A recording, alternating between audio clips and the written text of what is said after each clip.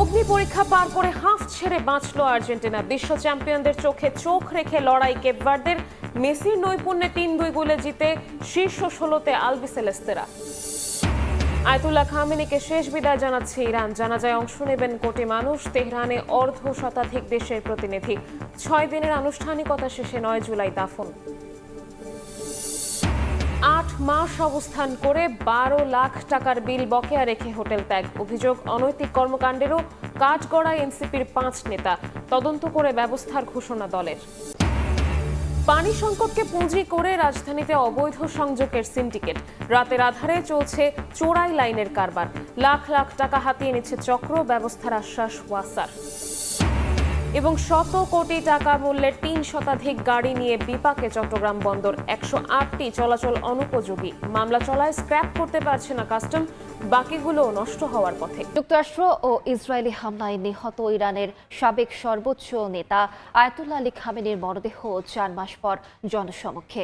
তেহরানে শুরু হয়েছে শেষ বিদায়ের আনুষ্ঠানিকতা। রাজধানীর গ্র্যান্ড মোসাল্লায় খামেনি সহ তার পরিবারের ৫ সদস্যের কফিন ঘিরে এখন শোকের ছায়া। ৯ জুলাই মাশহাদে হবে চূড়ান্ত দাফন। এদিকে রাষ্ট্রীয় জানাজার প্রস্তুতির মধ্যে হামলা না চালাতে ওয়াশিংটন তেল আবিবকে সতর্ক বার্তা দিয়েছে তেহরান। গত ফেব্রুয়ারিতে যুক্তরাষ্ট্র ইসরায়েলের যৌথ হামলায় সপরিবারে নিহত হন ইরানের সর্বোচ্চ নেতা আয়াতুল্লাহ আলী খামেনি। ৪ মাস প্রতীক্ষার পর অবশেষে জনসমক্ষে তার মরদেহ। শুক্রবার তেহরানের ইমাম খোমেনি গ্র্যান্ড মোসাল্লায় নেওয়া হয় জাতীয় পতাকায় মোড়ানো তার কফিন। খামেনির পাশাপাশি একই হামলায় প্রাণ হারানো তার মেয়ে, জামাতা, পুত্রবধূ এবং ১৪ মাস বয়সী নাতনির কফিনও রাখা হয় সেখানে। প্রিয় নেতা ও তার স্বজনদের প্রতি শেষ শ্রদ্ধা জানাতে সকাল থেকেই মোসাল্লায় ভিড় করছেন লাখো মানুষ। ইরানের ৪৭ বছরের ইতিহাসে খামেনির বিদায়কে অন্যতম বড় ঐতিহাসিক ও রাজনৈতিক মোড় হিসেবে দেখা হচ্ছে। ৪ জুলাই তেহরানের মূল জানাজা ও রাষ্ট্রীয় বিদায় শেষে তার কফিন নিয়ে যাওয়া হবে ধর্মীয়ভাবে গুরুত্বপূর্ণ শহর কোমে। এরপর শিয়া মুসলমানদের পবিত্র ২ শহর ইরাকের নাজাফ এবং কারবালায় সম্পন্ন হবে বিশেষ ধর্মীয় আচার। সবশেষে কফিন আবারও ইরানে এনে ৯ জুলাই জন্মস্থান মাশহাদের ইমাম রেজা মাজারে চূড়ান্ত দাফন সম্পন্ন হবে খামেনির। শোকযাত্রায় সামিল হতে তেহরানে জড়ো হচ্ছেন বিশ্বের প্রায় ১০০ দেশের শীর্ষ প্রতিনিধি ও ধর্মীয় নেতারা। পাকিস্তানের প্রধানমন্ত্রী শাহবাজ শরীফ, চীনের হে উই, ভারতের প্রতিনিধি দল এবং বাংলাদেশ থেকে স্পিকার হাফিজউদ্দিন আহমদ সহ বিশ্ব নেতারা এই অনুষ্ঠানে যোগ দিচ্ছেন। তবে ইসরায়েলের হামলা ও জীবননাশের আশঙ্কায় ইরানের নতুন সর্বোচ্চ নেতা ও খামেনির ছেলে মোস্তফা খামেনি বাবার শেষ বিদায়ের আনুষ্ঠানিকতায় সশরীরে উপস্থিত থাকছে না বলে ইঙ্গিত পাওয়া গেছে। নিহতের ৪ মাস পর ইরানের প্রয়াত সর্বোচ্চ নেতা আয়াতুল্লাহ আলী খামেনির মরদেহ দাফনের জন্য প্রস্তুত তেহরান। এরই মধ্যে আলোচনা শুরু হয়েছে কিভাবে দীর্ঘ সময় সংরক্ষণ করা হয়েছে খামেনির মরদেহ। বিশ্লেষকরা বলছেন, ইসলামী শরীয়তে মৃত্যুর পর রাসায়নিক উপায়ে মরদেহ সংরক্ষণ নিরুৎসাহিত করা হয়। এ বিষয়ে বিশেষজ্ঞ ডক্টর মোহাম্মদ উমর মার্কিন সংবাদ মাধ্যম ফক্স নিউজ ডিজিটালকে দেয়া এক সাক্ষাৎকারে বলেন, খামেনির মরদেহ রাসায়নিক পদ্ধতিতে সংরক্ষণ করা হয়নি, বরং বিশেষ শীতলীকরণ ব্যবস্থায় রাখা হয়েছে বলেই ধারণা করা হচ্ছে। ডক্টর উমর বলেন, ইরানের ফরেনসিক মর্গে প্রয়োজন হলে কয়েক মাস পর্যন্ত মরদেহ সংরক্ষণের ব্যবস্থা রয়েছে। ফলে ৪ মাস ধরে হিমায়িত অবস্থায় মরদেহ সংরক্ষণ করা দেশটির ধর্মীয় ও আইনি কাঠামোর সঙ্গে সামঞ্জস্যপূর্ণ। তবে এই বিশেষজ্ঞ মনে করেন, জনসমক্ষে প্রদর্শনের মতো অবস্থায় মরদেহের সব অংশ অক্ষত নাও থাকতে পারে। তার দাবি, বাংকার বিধ্বস্তি হামলায় খামেনি নিহত হওয়ার পর তার মরদেহ এবং নিহত অন্যদের দেহাবশেষ কয়েক সপ্তাহ ধরে উদ্ধার করা হয় এবং পরে ডিএনএ পরীক্ষার মাধ্যমে তাদের পরিচয় নিশ্চিত করা হয়। গাজায় কাগজে কলমে যুদ্ধবিরতি থাকলেও মাঠের বাস্তবতা ভিন্ন। স্থানীয় সময় বৃহস্পতিবারও যুদ্ধবিরতি উপেক্ষা করে ড্রোন হামলা চালিয়েছে ইসরায়েল। মধ্য গাজার নুসাইরাত শরণার্থী শিবিরে মোটরসাইকেল লক্ষ্য করে এবং দক্ষিণ গাজার খান ইউনিসে আলাদা ড্রোন হামলা চালায় দখলদার বাহিনী। এতে বেশ কয়েকজন আহত হওয়ার খবর জানিয়েছে জরুরি সেবা কর্তৃপক্ষ। এছাড়া ২৪ ঘন্টায় বেশ কয়েকজন ফিলিস্তিনির প্রাণহানিরও খবর পাওয়া গেছে। গাজার স্বাস্থ্য কর্তৃপক্ষের তথ্য অনুযায়ী ২০২৩ সালের অক্টোবর থেকে ইসরায়েলের হামলায় এখন পর্যন্ত নিহতের সংখ্যা ৭৩,০০০ ছাড়িয়েছে। আহত ১,৭৩,০০০-এর বেশি মানুষ। গেল বছরের অক্টোবরে যুদ্ধবিরতির পরও ১,০০০-এর বেশি ফিলিস্তিনি নিহত হয়েছেন বলে বিভিন্ন প্রতিবেদনে উল্লেখ করা হয়েছে। এদিকে ধ্বংসস্তূপ সরানোই এখন গাজার পুনর্গঠনের সবচেয়ে বড় চ্যালেঞ্জ হয়ে দাঁড়িয়েছে। গাজা সিটির মেয়র রুশদি আল সাররাজ জানিয়েছেন, পুরো উপত্যকায় প্রায় 6,80,00,000 টন ধ্বংসাবশেষ ছড়িয়ে রয়েছে।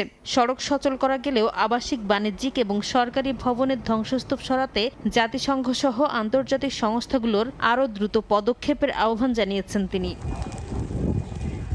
অধিকৃত পশ্চিম তীরেও অভিযান অব্যাহত রেখেছে দখলদার বাহিনী। সিলওয়ান এলাকায় ফিলিস্তিনি তরুণদের ওপর হামলার পাশাপাশি ঘটেছে গ্রেপ্তারের ঘটনাও। ওই এলাকায় একটি বাড়িতেও অভিযান চালানো হয়। এছাড়া জেরুজালেমের পূর্বাঞ্চলের মিকমাসে স্থানীয় কাউন্সিল ভবন দখল করে সামরিক ঘাঁটি স্থাপন করেছে দখলদার বাহিনী।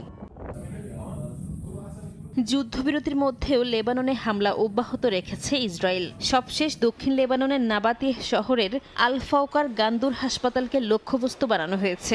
বৃহস্পতিবার চালানো ওই বিমান হামলায় হাসপাতাল ভবনের ব্যাপক ক্ষয়ক্ষতি হয়েছে বলে খবর পাওয়া গেছে। এ সময় ইসরায়েলের উত্তরাঞ্চলের আভাসদিম ও ইরওয়ান এলাকায়ও বিমান হামলার সতর্কতামূলক সাইরেন বেজে ওঠে। লেবাননের স্বাস্থ্য মন্ত্রণালয়ের তথ্য অনুযায়ী গেল মার্চ থেকে ইসরায়েলি হামলায় এখন পর্যন্ত অন্তত 4,000-এর বেশি মানুষ নিহত হয়েছেন, আহত 12,000-এর বেশি। ইরান যুক্তরাষ্ট্র চুক্তিতে লেবাননে হামলা বন্ধের বিষয় অন্তর্ভুক্ত থাকলেও প্রতিদিন প্রাণহানির সংখ্যা নতুন করে উদ্বেগ বাড়াচ্ছে। এদিকে সমালোচনার জেরে ইসরায়েলের সঙ্গে লেবানন সরকারের চলমান আলোচনা নিয়ে মুখ খুলেছেন লেবাননের প্রেসিডেন্ট জোসেফ আউন।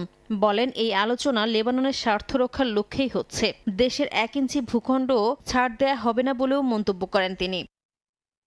এমন পরিস্থিতিতে ব্রিটিশ ও পাকিস্তানি প্রতিনিধি দলের সঙ্গে বৈঠক করেছেন লেবাননের সেনাপ্রধান জেনারেল রুডলফ হাইকাল। এতে নিরাপত্তা পরিস্থিতি, কাঠামোগত চুক্তি বাস্তবায়নের অগ্রগতি এবং লেবাননের সেনাবাহিনীকে আরও সহায়তার বিষয় নিয়ে আলোচনা করা হয়। একই সময়ে বৈরুতে পারস্পরিক সার্বভৌমত্ব, ভৌগোলিক অখণ্ডতা এবং একে অপরের অভ্যন্তরীণ বিষয়ে হস্তক্ষেপ না করার অঙ্গীকার করে একটি চুক্তি স্বাক্ষর করেছে লেবানন ও সিরিয়া। পাকিস্তানের বেলুচিস্তানে নিয়ন্ত্রণ হারিয়ে যাত্রীবাহী বাস খাদে পড়ে অন্তত 40 জন নিহত হয়েছেন, আহত হয়েছেন 8 জন। স্থানীয় সময়ে শুক্রবার খাইবার পাখতুনখোয়ার ডেরা ইসমাইল খান সীমান্তে প্রবেশের পর পেশোয়ারগামী বাসটি খাদে পড়ে যায়। খাদটির গভীরতা 70 থেকে 80 ফিট গভীর বলে জানিয়েছে পুলিশ। দুর্ঘটনার পরপরই শুরু হয় উদ্ধার অভিযান। বাসটিতে মাঝপথে খারাপ হয়ে যাওয়া অন্য একটি বাসের যাত্রী ছিল বলেও জানা গেছে। নিহতদের পরিচয় শনাক্তে কাজ করছে আইন শৃঙ্খলা বাহিনী। এদিকে এই ঘটনায় শোক জানিয়েছেন দেশটির প্রেসিডেন্ট আসিফ আলী জারদারি। ভেনেজুয়েলায় ভয়াবহ ভূমিকম্পের 1 সপ্তাহ পেরোলেও চলছে উদ্ধার কাজ।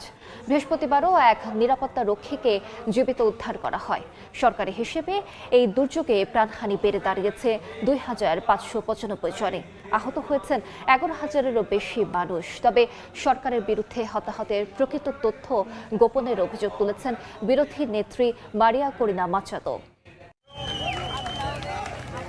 ভূমিকম্পে ধ্বংসস্তূপে আটকা পড়েছিলেন 8 দিন।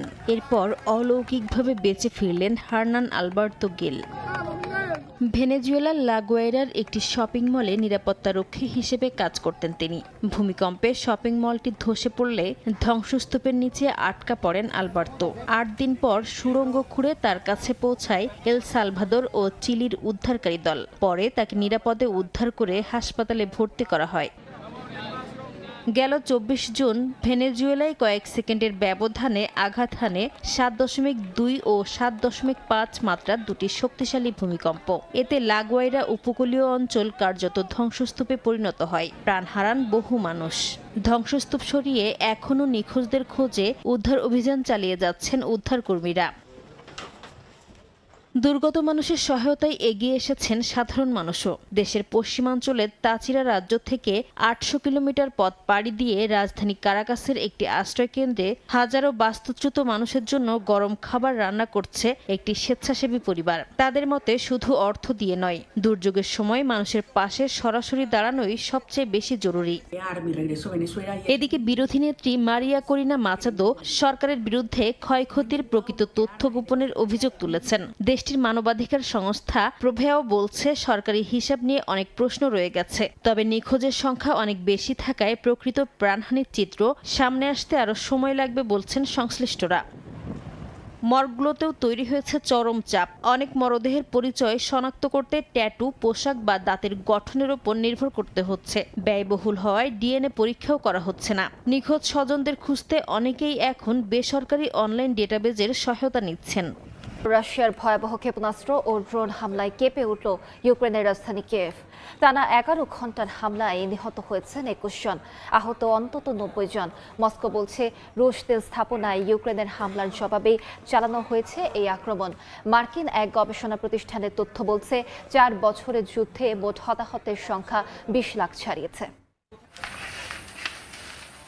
স্থানীয় সময় বৃহস্পতিবার রাতভর কিয়েভ সহ ইউক্রেনের বিভিন্ন এলাকায় প্রায় 500টি ড্রোন এবং 70টির বেশি ক্ষেপণাস্ত্র ছোড়ে রাশিয়া। টানা 11 ঘন্টার হামলায় বেশ কয়েকজন বেসামরিক নাগরিক নিহত হন, আহত হন বহু মানুষ। ক্ষতিগ্রস্ত হয় অনেক ভবন। আবাসিক ভবন ধসে পড়ায় ধ্বংসস্তূপে আটকে পড়াদের উদ্ধারে দিনভর অভিযান চালিয়েছে জরুরি সেবা বিভাগ। বিমান হামলার সতর্কতায় মেট্রো স্টেশনগুলোতে আশ্রয় নিতে দেখা যায় বহু মানুষকে। 4 বছরেরও বেশি সময় ধরে চলা যুদ্ধে রাজধানীতে এটি সবচেয়ে ভয়াবহ হামলা বলে দাবি করেছে ইউক্রেন। মস্কোর দাবি, রাশিয়ার তেল শোধনাগার ও জ্বালানি স্থাপনায় ইউক্রেনের ধারাবাহিক হামলার জবাব হিসেবেই কিয়েভে এই ব্যাপক আক্রমণ চালানো হয়েছে। তবে এসব হামলা শুধু সামরিক ও সামরিক সংশ্লিষ্ট লক্ষ্যবস্তুতেই চালানো হয়েছে। এর আগে রাশিয়াকে আলোচনার টেবিলে আনতেই কৌশলগত জ্বালানি অবকাঠামোতে হামলা জোরদারের কথা জানায় ইউক্রেন। হামলার পর ক্ষতিগ্রস্ত আবাসিক ভবন পরিদর্শন করেন প্রেসিডেন্ট ভলোদিমির জেলেনস্কি। এ সময় তিনি যুক্তরাষ্ট্রের কাছে আকাশ প্রতিরক্ষা ক্ষেপণাস্ত্র দ্রুত সরবরাহের আহ্বান জানান। অস্ত্র সহায়তা পৌঁছাতে দেরি হওয়ায় বেসামরিক মানুষের প্রাণহানি বাড়ছে বলেও অভিযোগ করেন জেলেনস্কি। এদিকে যুদ্ধে হতাহত নিয়ে নতুন করে উদ্বেগ প্রকাশ করেছে যুক্তরাষ্ট্রভিত্তিক গবেষণা প্রতিষ্ঠান centre for strategic and international studies CSIS। তাদের বিশ্লেষণে বলা হয়েছে 2022 সালে পূর্ণমাত্রা যুদ্ধ শুরুর পর থেকে দুই পক্ষের মোট হতাহতের সংখ্যা 20 লাখ ছাড়িয়েছে। এর মধ্যে রাশিয়ার হতাহতের সংখ্যা প্রায় 14 লাখ, ইউক্রেনের 6 লাখের বেশি। গবেষণাটি আরও বলছে, চলতি বছর এখন পর্যন্ত প্রতি একজন ইউক্রেনীয় সেনার বিপরীতে প্রায় 8 জন রুশ সেনা হতাহত হয়েছেন। বিশ্লেষকদের মতে দীর্ঘায়িত এই যুদ্ধে ইউরোপের নিরাপত্তা এবং আঞ্চলিক স্থিতিশীলতার জন্য আরও বড় চ্যালেঞ্জ হয়ে উঠছে।